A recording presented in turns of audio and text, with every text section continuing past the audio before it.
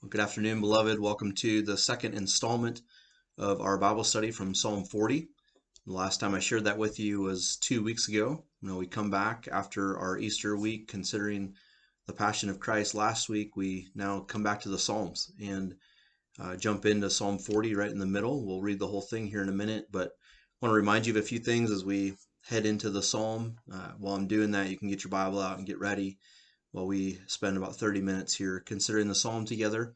Trust you'll listen to this and then spend some time praying for our church family, and praying for faithfulness and growth and grace through this time.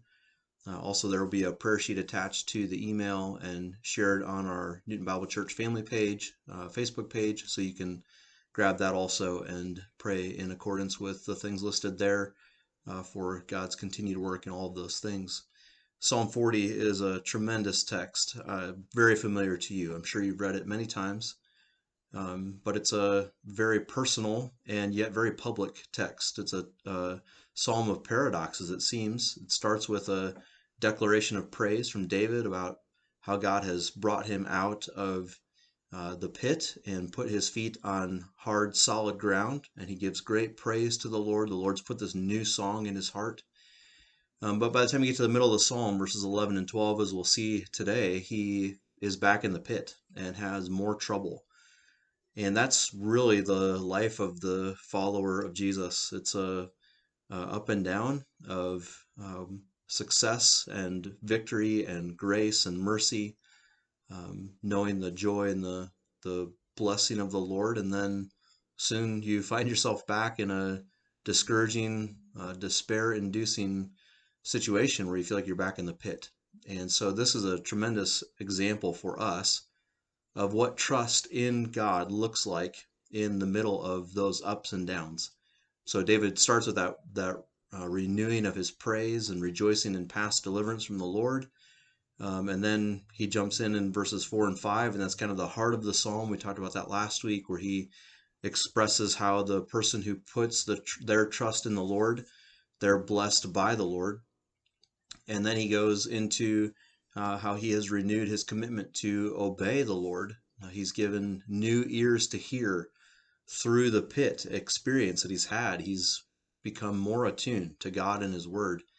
And so we'll consider those things again and go on from there to consider what trust from our pit would look like as we seek to follow the Lord in every moment of life, and especially in those difficult moments of life. So Psalm 40, if you've got it open, I'll read it. It's 17 verses. We'll read all of that, and then I'll jump in and cover the last half today. I waited patiently for the Lord. He inclined to me and heard my cry. He drew me up from the pit of destruction, out of the miry bog, and set my feet upon a rock, making my steps secure. He put a new song in my mouth, a song of praise to our God. Many will see and fear and put their trust in the Lord. Blessed is the man who makes the Lord his trust, who does not turn to the proud, to those who go astray after a lie. You have multiplied, O Lord my God, your wondrous deeds and your thoughts toward us. None can compare with you. I will proclaim and tell of them, yet they are more than can be told. In sacrifice and offering you have not delighted, but you have given me an open ear. Burnt offering and sin offering you have not required. Then I said, Behold, I have come. In the scroll of the book it is written of me, I delight to do your will, O my God. Your law is within my heart. I have told the glad news of deliverance in the great congregation. Behold, I have not restrained my lips, as you know, O Lord. I have not hidden your deliverance within my heart. I have spoken of your faithfulness and your salvation. I have not concealed your steadfast love and your faithfulness from the great congregation. As for you, O Lord, you will not restrain your mercy from me. Your steadfast love and your faithfulness will ever preserve me. For evils have encompassed me beyond number. My iniquities have overtaken me, and I cannot see. They are more than the hairs of my head. My heart fails me.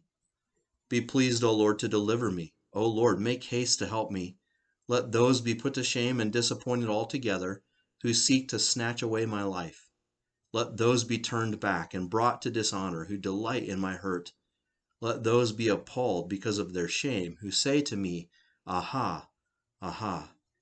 But may all who seek you rejoice and be glad in you. May those who love your salvation say continually, Great is the Lord. As for me, I am poor and needy, but the Lord takes thought for me. You are my help and my deliverer. Do not delay, oh my God. We see in David and in this text a classic example of what trust from the pit would look like. I drew out 3 truths of what that would look like last time. I'm going to cover the last 4 for a total of 7 from this psalm. We saw in verses 1 through 3 that trust from the pit looks like resting upon past deliverance, not just remembering it, but also resting in it, finding my confidence in a God who has saved me in the past. And then it looks like remembering the power of trust in the Lord, that blessed statement of verses 4 and 5. And then it looks like returning to humble obedience, a dependence upon the Lord that doesn't just run to him to get rescued from something, but runs to him to say, Lord, you have my ear now. In the difficulty, I am all ears for you, and I want to obey in ways I never have before because of the hard things you've asked me to walk through. Then we see in verses 9 and 10 that this trust in the Lord from the pit looks like rejoicing in God's great salvation. That's in verses 9 and 10. Right in the middle of the psalm, there's this just complete expression of great joy in God. It's kind of the fuller statement from verse 5, where he said, I will proclaim and tell of them, of God's wondrous works, his multitude of works towards David. And so he does that here in verses 9 and 10, and he expresses that because he made the Lord his trust, he now must proclaim the greatness and goodness of God. Notice that he doesn't restrain his lips in verse 9. So he doesn't hold back. He doesn't stop himself. Anytime he thinks to give praise to God, any opportunity he has to express the greatness and the goodness of God's mercy to him, he's quick to express it and to let it be known. And notice how that unrestrained lips fits with the unrestrained mercy of God in verse 11. So it's because he's known this non-restrained mercy that he opens up his mouth and lets people know of how good God has been to him. So that provision of mercy can't stay in his heart. He can't keep this to himself. And so it explodes out of his heart through his mouth onto the ears of anyone who will hear. And particularly, he says, the great congregation, the great meeting of God's people. And so he, in this unrestrained message, makes much of his God who has been unrestrained in mercy. And what does he say? Well, what does he share? This is important for us. He talks about what God has done. It's so tempting, I think, in sharing with someone else the difficulty and the trials of life to think that we're being edifying in communicating the testimony of God's work. And really, we make it all about the struggle, or all about how hard it was, or all about how I worked to fix and God helped my work. Not with David. He was all about the Lord's faithfulness and all about the Lord's salvation. He confesses his own contribution to the problem, as we see in verse 12. He had a lot of sin to add to the issue. He couldn't even see straight. He had so much sin. But God was the one who was rescuing him and saving him and showing mercy to him. And so he is confident that God is the one who should receive his praise publicly. And so that opens up for us this edifying pattern of God's people telling other people of the Lord about the God they love and serve together. This is so important for us, and it's a thing we have really lost in the 21st century church, the evangelical church in America in particular.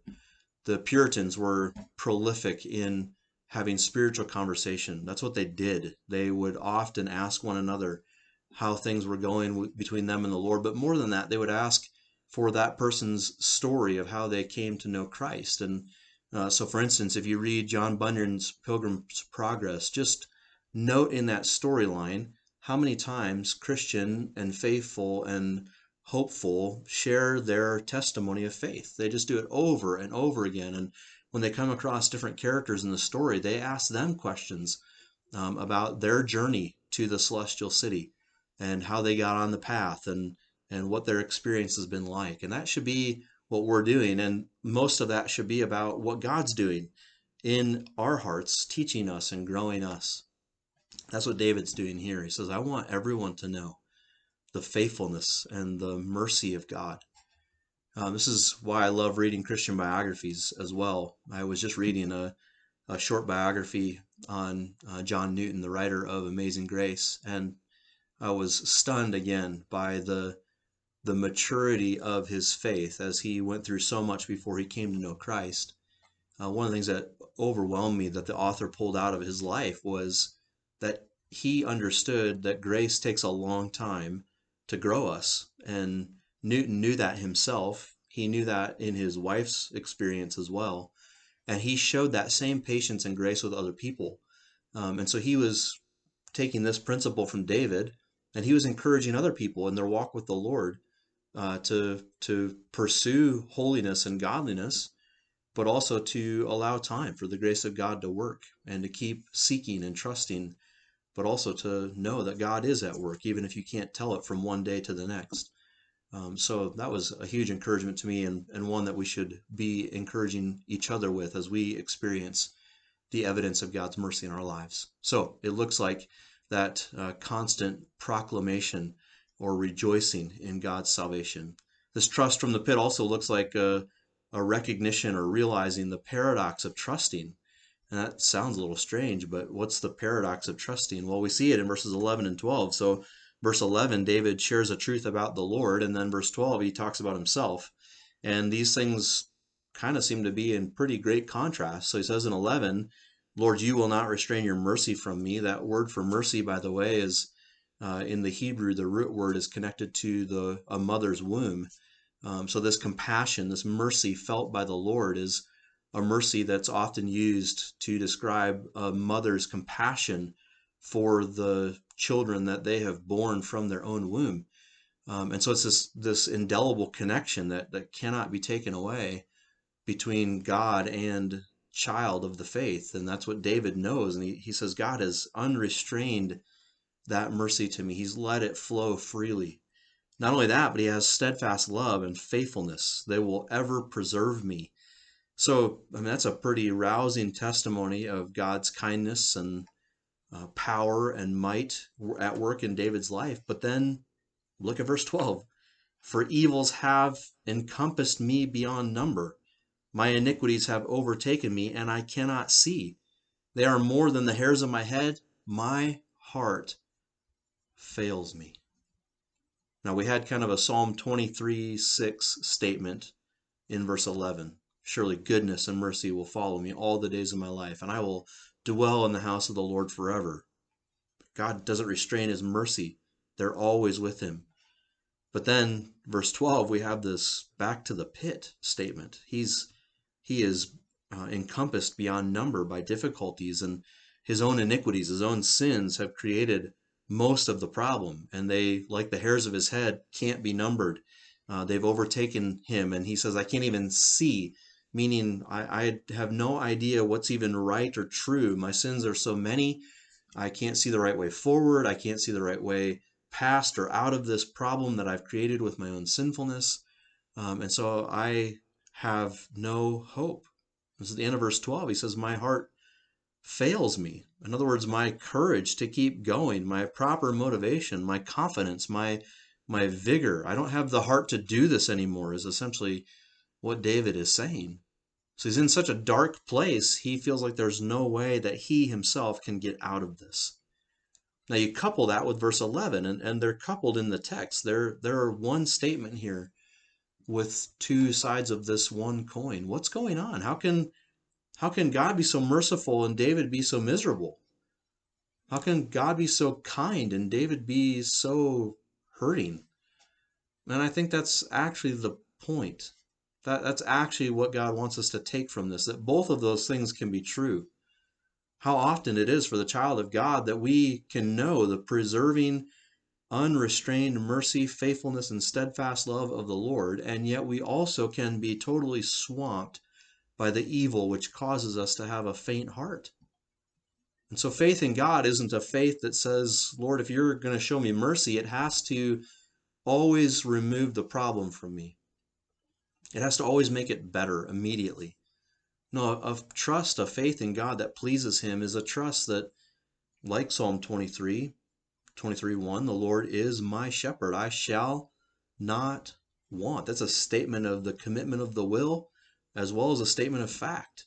That's what David's saying here. I have all these troubles, but I trust, I depend upon this God who will not restrain his mercy, who will shepherd me with his steadfast love, who will preserve me with his faithfulness. And so in the bottom of the pit, this is the last place when we have this faint heart.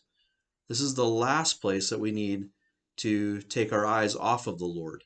So though we're overwhelmed and lacking heart, we must all the more trust in him, knowing that he will ultimately lead us safely home. That's what David's saying here. And then compared or added to that, verses 13 to 15 is this fervent prayer for deliverance. And this is a renewal that David has in his heart. He renews this fervent prayer for deliverance from the pit. So this trust from the pit looks like this fervent prayer for God to rescue him. Now, remember where we just were in verse 12. He's admitting that his heart fails him. He doesn't think he can go on. He doesn't have an answer to this problem. And yet he says now in verses 13 to 15, I double down on my trust in the Lord. Lord, you must rescue me. May it please you to deliver me. Make haste to help me. So don't miss that. Don't miss that. Often our hearts fail us and we want to give up. And too often we let our hearts be our guide in that moment because I want to give up. I just can't fathom going forward anymore. My heart fails me. And so I just throw in the towel and I want to quit. Well, David's heart failed him, and that was when he renewed fervent prayer for deliverance. That was when he went all the more to the Lord, who's so often proven himself in the past. So now this bottom of the pit is no place to stop praying, as though you're going to somehow resign yourself to, well, I guess I'm just going to be Job, and I'm going to have to suffer the rest of my life, whatever the issue is. No, the bottom of the pit is where the torch of prayer must burn the brightest. It's the darkest. You need to light that spot with the torch of trust-filled prayer in God. Notice what he prays for in verses 13 to 15, not only for God to make haste to help him, but he gives the content of what he thinks that should look like. So he specifically asks for the roles to be reversed, essentially. These people who are seeking to shame David, seeking to catch him and snatch away his life, who are after him to hurt him. David says, Lord, turn all that around. Bring that back on their own heads. Bring their shame on them who are seeking to shame me. Notice also that he, earlier in verse 1, he said, I waited patiently for the Lord. And then now in verse 13, he says, Lord, make haste to help me. So another paradox of this faith here, that those two things can go together. We can wait patiently for the Lord while also seeking fervently the deliverance of the Lord. You don't have to feel bad for wanting God to rescue you from something and praying fervently for him to rescue you from that, thinking I must not be waiting patiently. Well, what else would it look like to wait patiently than to let the Lord know you're waiting for him to rescue you because you need rescued still? And so you do that in faith. You do that not demanding of anything of him and trusting his sovereignty, but fervently asking. And that's what David does here. And then you also need to remember how David prays here is unique to David. That's one thing that often gets missed when we read the Psalms. We read this imprecatory part where he's heaping the shame back on these people who are seeking his shame. And honestly, I think we think anybody who offends us or doesn't agree with us or goes a different way than us or thinks different than us, that we can pray this way for them. Obviously, they're terrible and wrong, and Lord, take that shame that they want to heap on me and turn it on them. Well, remember who David is. He's the anointed, up-and-coming king, anointed by the Lord to replace the current king, picked out, hand-chosen by the Lord through Samuel the prophet. So he knows what God's will is. He knows God wants him to be on the throne, and he knows that these people who are seeking to attack him are trying to thwart that very plan, the plan of God, not the plan of David. And so he's praying. It's related to him and it's his story, but it's ultimately God's story because he knows what God plans to do. So when we are burdened by the attacks of others or the evil of others, we can pray this kind of prayer if we are convinced that that opposition is opposition to God and not just opposition to me or sin that I brought on, or opposition I brought by my own sin, as First Peter would talk about so clearly, that we ought not suffer for doing what is wrong, but we should suffer for doing what's right if we're going to suffer at all. And so in the pleading of the Lord with the Lord for deliverance, he longs for God to reverse course on how things seem to be going. And as he does that, he knows that the bottom of the pit is a great place to renew fervent prayer for deliverance. And then lastly, he has this statement of contented joy in verses 16 and 17. So he ends the psalm where he began. He began the psalm saying, I waited, I rested, I remember what you've done, and that's my confidence that you'll do that again. And now in 16 and 17, he makes another statement. It's an exaltation of praise, a doxology, if you will. May all who seek you rejoice and be glad in you. May those who love your salvation say continually, great is the Lord. So he longs for God's name to be honored and for him to be rejoiced in and for people to be glad in the Lord for all that he has done for them as they trust in the Lord. But he also has a statement in 17 of honest confession. He says, as for me, I am poor and needy.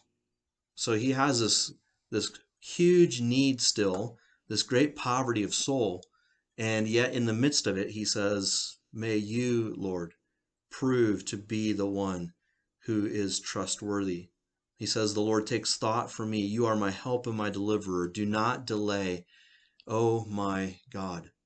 So he's praying for God to give gladness to all who would trust in him, that they would all be able to say, great is the Lord. And he does that all the while admitting that he is poor and needy. So essentially he's saying that's always my condition, not just at the bottom of the pit where he is especially aware of it, but always. But at the bottom of the pit, especially, he has no answer. He has no escape tunnel. He has no ladder he can make himself to get out of this problem. He says, no, I am poor and needy, and I am more aware here than anywhere else that God is thoughtful of me. And so I can declare, David says at the end, that the Lord is my help and my deliverer. And he can also pray, do not delay, oh my God. So this trust, this resting contentedness looks like both of those things. It looks like saying, Lord, you're my help and my deliverer, while also praying, Lord, be my help and my deliverer. Prove yourself to be that once again. That's the contented joy of the one who has complete trust and rest in the Lord. Not at rest with not doing anything that we're commanded to do in this situation, but at rest with my position in the situation that I can't change. Trusting God to have his way with me as he sees fit to do. So as we consider this psalm, there's so much instructive for us here as we think about our own pit experience. And that might be the pit of circumstance, things beyond your control that either caused by others or brought upon you just totally out of the blue, ordered and ordained by the sovereign hand of God. All of it is. And you think about that pit and you see in the depths of that, no way out, your heart fails you. This is a roadmap for you. This is what your trust should look like in the Lord in the midst of all those difficulties. It should look like remembering and resting in that wonderful provision and salvation of the Lord in the past. It should look like remembering the power of trust in the Lord. It should look like this rejoicing in God and a returning to humble obedience and trust in all that I do. And it should look like a fervent prayer for deliverance from the bottom of the pit, and it should lead me to this contented joy in the Lord, even if I stay in the pit. It's often in the bottom of the pit that the character, the nature, the DNA of our trust gets exposed the clearest. So wherever the Lord has you, whatever He's doing in your life. I trust that this will be a looking glass of sorts, a mirror of sorts for you to see your own soul and for God to show you where you could grow in your trust in Him and grow then in your joy in a God who is trustworthy. As David said, may all who seek the Lord rejoice and be glad in Him. May those who love His salvation say continually, great is the Lord. May that be true of us. God's grace to you.